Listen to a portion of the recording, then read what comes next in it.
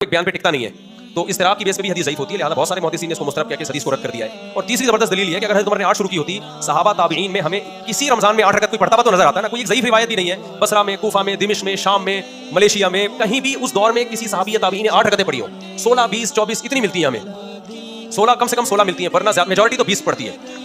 वजह क्या है? उन सब ने इसमें किसको फॉलो किया? जब तरावी उन्होंने हज़रत उमर से ली है, तो रकअतें भी किससे ली? हज़रत उमर से ली उन्होंने। तो इमाम शाफी जो उन्होंने कहा मैंने अहले मक्का को 20 रकअतें पढ़ते हुए पाया, इमाम अबू हनीफा ने अहले कूफा को, जो सहाबा ताबईन से जो नमाज़ें मनक़ूल होकर आई हैं, सहाबा से भी हमें ताबईन से भी यही मिलती हैं 20 रकअतें। तो इसलिए हमारा पहला सवाल तो अहले हदीस से है कि ये क्या बात है, आप बुखारी की 8 रकअतों वाली हदीस पेश करते हो, नबी रमज़ान गैर रमज़ान में 8 पढ़ते थे, तो नबी के अमल को फॉलो करना है, तो नबी ने तो 3 दिन पढ़ के क्या कर दिया? खत्म कर दिया। तो फिर खत्म वाली हदीस अभी तो पेश करो ना, फिर आप क्यों पढ़ रहे हो? और अगर उमर को लेना है तो फिर पूरी बात उमर की लो ना। जमात भी आपने उमर से ली, तो रकअतें भी आप किससे लो? हज़रत उमर से लो। अब यहाँ तक तो अहले हदीस का जवाब हो गया। अब हमारा सवाल जो गांधी साहब का सवाल है कि ये तो नबी ने पढ़ के छोड़ दी थी, नबी से तो सबूत ही नहीं है, ये तो हज़रत उमर के लिहाजा ये सिरे से नमाज है ही नहीं। हम कहते हैं आप नबी के अमल को दलील बना रहे हैं कि नबी से साबित नहीं है, बल्कि नबी से छोड़ना साबित है ना, आप सल्लल्लाहु अलैहि वसल्लम से। तो नबी के अमल को अगर आप दलील बना रहे हो, तो नबी के कौल को क्यों दलील नहीं बना रहे? अलैकुम बिसुन्नती व सुन्नतिल खुलफाए राशिदीन अल महदीयीन, मेरी और खुलफाए राशिदीन की सुन्नत को फॉलो करो। तो ये हम उमर को फॉलो कर रहे हैं किसके कहने से? नबी के कहने से। मुमकिन है कुछ स्कॉलर यहाँ के कहें कि अच्छा हज़रत उमर का तो फला फैसला है, वो फला फ़क़ीह ने नहीं माना, फला साहबी ने नहीं माना, तो आप हर बात तो उमर की वैसे भी नहीं मानते। कुछ मसाइल होंगे, निकाले जा सकते हैं। हम कह रहे हैं ये वो मसला है, हज़रत उमर की इस बात को तमाम सहाबा ने माना, उस्मान ने, अली ने, अब्दुल्ला बिन मसूद ने, हज़रत आयशा ने, पूरी दुनिया में मशरिक, मगरिब, शुमाल, जुनूब तरावी का इनेकाद क्या हो गया? शुरू हो गया, और तवातुर के साथ आज तक चला आ रहा है। हत्ता के हरमैन में पिछले साल 10 रकअतें हुई हैं, इससे पहले 1400 साल में कोई दिखा सकता 20 रकअत से 1 रकअत कम हुई हो। अब या तो हज़रत उमर ने कोई नई चीज़ गढ़ी है, गलती हुई है उनसे, गलती हुई होती सहाबा उसी वक्त आपको टोक देते, नहीं टोका, ये इसकी अलामत है कि हज़रत उमर ने बिदअत का आगाज नहीं किया, बल्कि हज़रत उमर ने पैगंबर के अमल को जिंदा किया है। जो अमल खत्म हो चुका था, बिल्कुल ये खत्म नहीं हुआ था, जमात का अमल खत्म हो गया था, और जमात का अमल भी बिल्कुल ये खत्म नहीं हुआ था, एक इमाम के पीछे नमाज का अमल खत्म हो गया था। हुआ ये है कि नबी सल्लल्लाहु अलैहि वसल्लम जब 3 दिन तरावी पढ़ाई है ना, तो आप सल्लल्लाहु अलैहि वसल्लम ने फरमाया कि तुम पे फर्ज ना हो जाए, तो आपने खुद आना छोड़ दिया। सहाबा समझ गए कि नबी चाहते हैं कि ये नमाज हम पढ़ें, लेकिन फर्जियत के खौफ से आपने क्या कर दिया? खत्म। लिहाजा सहाबा ने उसको जिंदा रखा। मस्जिदों में सहाबा आते, अबू बकर के दौर में तरावी होती थी, इशा के बाद लोग मुख्तलिफ कारियों के पीछे जमात की नमाज से कुरान सुनते थे, उनके पीछे इतनी लंबी लंबी नमाजें होती थी कि सहरी के वक्त में जाके खत्म होती थी, इशा के बाद शुरू होती थी। हज़रत उमर जब आए, हज़रत उमर ने देखा कि उन्होंने फरमाया कि तुमने तो कुरान को टुकड़े टुकड़े बना लिया है, एक मस्जिद में इतनी जमातें क्यों हो रही हैं? हज़रत उमर ने ये नहीं कहा कि तुमने ये बिदअत कहाँ से ईजाद की। देखो रमज़ान के अलावा अगर ये मस्जिद नबी में अमल होता, हज़रत उमर उसको बाकी रखते? तो तुम कहते भाई नफिल नमाज़ें इनफिरादी पढ़ो ना, ये इतनी जमातें क्यों हो रही हैं? इशा की जमात हो गई, अपने अपने घरों में जाओ, तहज्जुद पढ़नी है, इनफिरादी पढ़ो। हज़रत उमर को इस पे इश्काल नहीं था इतनी जमातें क्यों हो रही हैं।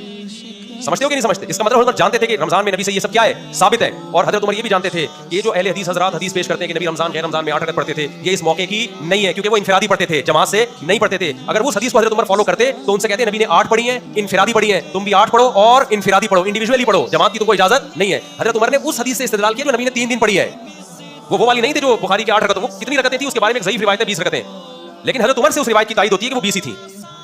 तो अब क्या है कि हज़रत उमर ने उन सबको कहा कि तुम लोग इनफिरादी तौर पर नमाजें पढ़ रहे हो, एक इमाम के पीछे मैं तुम्हें जमा करूंगा। तो हज़रत उमर ने कहा कि मस्जिद में इमाम कौन होगा? एक।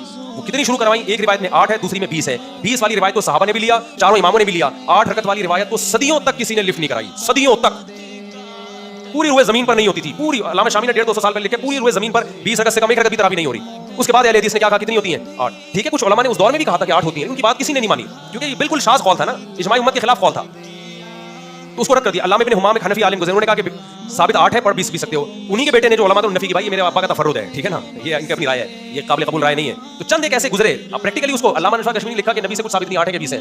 फिर आगे ये भी लिखा कि दलाइल की रोशनी में 20 ही है, लेकिन अहले हदीस अल्लामा नशा कश्मीरी की भी आधी बात लेते हैं कि देखो नबी से कुछ भी साबित नहीं है। तो वो अल्लामा अनवर कश्मीरी का मतलब ये है कि इजमाई सहाबा और ताबीन और अइम्मा अरबा का भी तो इजमा हमारे लिए हैसियत रखता है ना, लेकिन वो उनकी वो वाली इबारत निकालते हैं। खुद अल्लामा अनवर कश्मीरी भी 20 रकअतें पढ़ा करते थे, आखिर दम तक 20 का फतवा देते रहे हैं वो।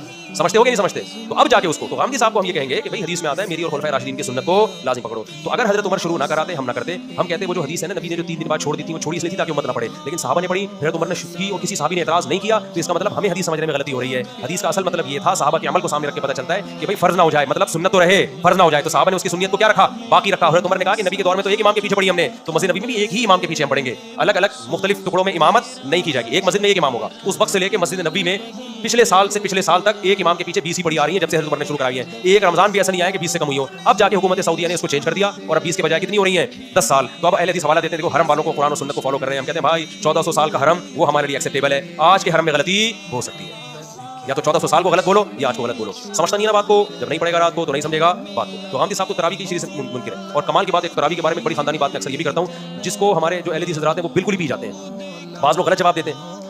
اسلاف نے اس کو تراویح کا نام دیا ہے, میں نے نہیں دیا. مصنف ابن ابی شیبہ میں روایت ہے کہ جو رمضان میں جماعت کے ساتھ نماز پڑھی جاتی تھی, اسلاف نے اس کو نام کیا دیا؟ تراویح. تبھی تمام محدثین تراویح کا باب قائم کرتے ہیں, قیام اللیل میں بھی لاتے ہیں, تراویح میں بھی لاتے ہیں الگ سے. کیوں نام دیا؟ یہ بھی حدیثوں میں ہمیں ملتا ہے, مصنف ابن ابی شیبہ, مصنف عبدالرزاق میں, کہ وہ 4 رکعتوں کے بعد تھوڑا آرام کیا کرتے تھے, اسٹے کرتے تھے. اسلاف علماء دیوبند یا بریلوی نہیں, یہ کون تھے؟ اسلاف. تو اہل حدیث اپنے آپ کو سلفی کہتے ہیں نا. تو اسلاف 4 رکعتوں کے بعد کیا کرتے تھے؟ تھوڑا ریسٹ, پھر 4 رکعتیں. تو 4 رکعتوں کو ترویحہ کہا گیا. کہ کیا کہا گیا؟ ترویحہ. تراویح جمع اقصا ہے, بہت سارے ترویح ہے, اس کو تراویح کی نماز کہا جاتا ہے نا. تو بہت ساری 4 رکعتیں, 8 رکعتیں تو 2 4 رکعتیں ہیں, اس پہ تو جمع کا اطلاق نہیں ہوتا. عربی میں جمع کے لیے کم از کم 3 افراد چاہیے, پلورل کے لیے. پلورل کے لیے اگر یہ 8 رکعتیں ہوتی تو ترویحتین کہا جاتا ہے اس کو. ترویحتین, تراویح نہیں کہا, تراویح جمع اقصا ہے.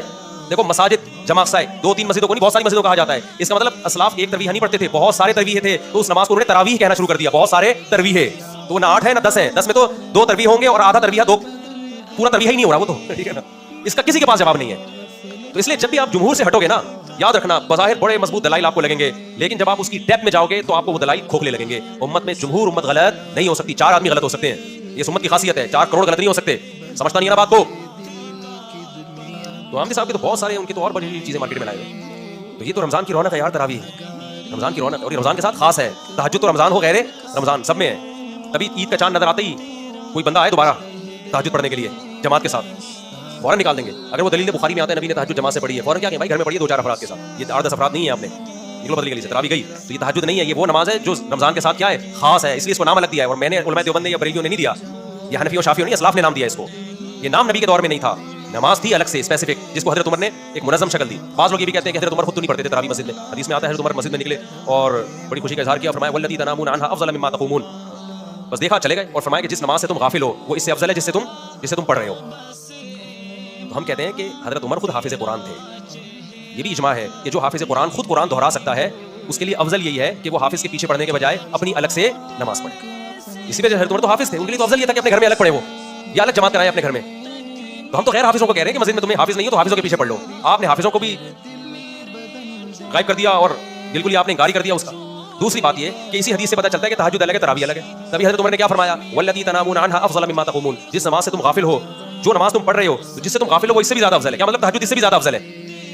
اس میں حضرت عمر تہجد کو تراویح سے کیا کر رہے ہیں, بولو نا, الگ کر رہے ہیں. اور یہ کہتے ہیں کہ تہجد تراویح ایک ہی ہے. تو اس حدیث سے تو پتہ چل رہا ہے کہ تہجد الگ ہے, تراویح الگ. اب یہاں ایک سوال پیدا ہوتا ہے, اتنا تو پتہ چل گیا کہ تہجد افضل ہے, تراویح کیا ہے, بولو کم افضل ہے. تو خوب سمجھ لیں, بعض دفعہ ایک چیز کم افضل ہوتی ہے لیکن اس کی تاکید زیادہ ہوتی ہے, بعض دفعہ ایک چیز افضل ہوتی ہے لیکن اس کی تاکید کیا ہوتی ہے, کم ہوتی ہے. جیسے آپ فجر کی 2 سنتیں پڑھتے ہیں, فجر سے پہلے 2 سنتیں, تاکید اس کی زیادہ ہے, ثواب تہجد کا زیادہ ہے. ظہر سے پہلے 4 سنتیں پڑھتے ہیں, سنت موقدہ ہیں, تہجد سنت موقدہ نہیں ہے, ثواب تہجد کا زیادہ ہے, لیکن تہجد چھوڑ دو قابل ملامت نہیں ہو, سنت موقدہ چھوڑ دو قابل ملامت ہو.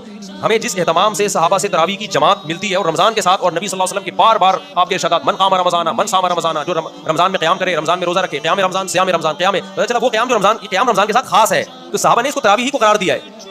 اس لیے علماء کہتے ہیں سنت موقدہ ہے. تو اصل فضیلت تہجد کی ہے, لیکن تراویح سنت موقدہ ہونے میں اس کی فضیلت کیا ہے, تہجد سے زیادہ. اس کو جزوی فضیلت کہتے ہیں. ایک خاص چیز میں تراویح کی فضیلت زیادہ ہو گئی ہے. اور اس حوالے سے دیکھا جائے کہ تہجد میں صحابہ جو قرآن پڑھتے تھے, آج لوگ تراویح میں خود قرآن نہیں پڑھ سکتے. قرآن کے سننے اور خاتمے کے اعتبار سے بھی, قرآن کے ختم قرآن کے اعتبار سے بھی تراویح کی فضیلت تہجد سے کیا ہے, زیادہ ہے. کیونکہ اکثر لوگ حافظ نہیں ہیں, وہ تہجد میں قرآن تھوڑی ختم کر پاتے ہیں, سمجھتا نہیں ہے نا. تو ہمارے پاس سب سے بڑی بات یہ کہ دیکھو, عوام کو میں ایک آسان بات کرتا ہوں, تمہیں دلائل سمجھ میں نہیں آتے نا, تم ان اسکالرس کو سنتے ہو, تم یہ تو مانتے ہو نا ابو حنیفہ کا علم اور تقویٰ ان سے زیادہ, انہوں نے صحابہ کی زیارت کی. امام شافعی نے تابعین کی زیارت کی, ان کا علم بھی زیادہ, ان کا تقویٰ بھی زیادہ. امام احمد امام بخاری کے استاد ہیں, امام شافعی امام احمد کے استاد ہیں. امام مالک تو ایسے امام ہیں جن کے بارے میں بہت سارے علماء قائل ہیں کہ جو حدیث میں آتا ہے نا کہ مدینہ میں ایک عالم پیدا ہوگا جس کی طرف دنیا آئے گی, جمہور اس کے قائل ہے کہ اسے امام مالک مراد ہیں, جنہوں نے تابعین کی زیارت کی. اتنے بڑے بڑے اسکالرز جن کو 99% دنیا نے فالو کیا ہے. تو میں صرف عوام سے پوچھتا ہوں, ان کی عقل قرآن و حدیث کو سمجھنے میں زیادہ ہے یا آج کل کے اسکالرز کی؟ لوگ فوراً کہتے ہیں ہم کسی امام کو نہیں مانیں گے, ہم حدیث کو فالو کریں گے. بھائی آپ امام کو حدیث کے مقابلے میں نہ لے کر آؤ, یہ گڑبڑ, یہ لفاظی ہے. ہم کہتے ہیں حدیث کی ایک ایکسپلینیشن ہے, ایک ایکسپلینیشن گاندھی صاحب کر رہے ہیں, ایک فلاں پروفیسر کر رہا ہے, ایک فلاں شخص کر رہا ہے, ایک فلاں مولانا کر رہا ہے, اور ایک ایکسپلینیشن ہے جو چاروں اماموں نے کی ہے بالاتفاق. تو ہم اس عوام کو کہیں گے اس ایکسپلینیشن کو مانو جو چاروں امام کر رہے ہیں. ان کے فالوورز بھی زیادہ, اور اس دور میں فالو کیا جب علم کا دنیا میں غلبہ تھا. آج کل کے اسکالرز کو فالو نہ کرو. عبداللہ بن مسعود کہتے ہیں من کان منکم مستنن فلیستن بمن قد مات فإن الحي لا يؤمن عليه الفتنہ, کہ جو جس نے فالو کرنا ہے نا, پہلے گزرے ہوئے لوگوں کو فالو کرے, وہ آج کل کے اسکالرز کو فالو نہ کرے. عبداللہ بن مسعود کا قول ہے, کیونکہ آج کل کے لوگوں کے بارے میں فتنے کا خوف زیادہ ہے, ان کے بارے میں زیادہ ہے کہ وہ کسی فتنے میں مبتلا ہوں گے. تو عبداللہ بن مسعود اپنے بارے میں کہہ رہے ہیں. تو آپ آج کل کے دور کے اسکالرز کو کیسے ان پر, یعنی ان کے برابر لا سکتے ہو؟ سمجھتا ہے کہ نہیں سمجھتا ہے؟ تو آپ کہہ سکتے ہو ہم چاروں اماموں کو کیوں فالو کریں, ہم ان سے بھی پہلے لوگوں کو فالو کریں. ان چاروں اماموں نے اپنے سے پہلے لوگوں ہی کو فالو کر کے فقہ کو مرتب کیا, کوئی نئی چیز مارکیٹ میں یہ لوگ نہیں لے کر آئے. ان چاروں نے عبداللہ بن مسعود کے قول پر عمل کیا ہے, سمجھ رہے ہو. इन्होंने मुरतब किया है फ़िक़्ह को। ये बात 20 दफ़ा बताई जा चुकी है, बुखारी शरीफ में आती है।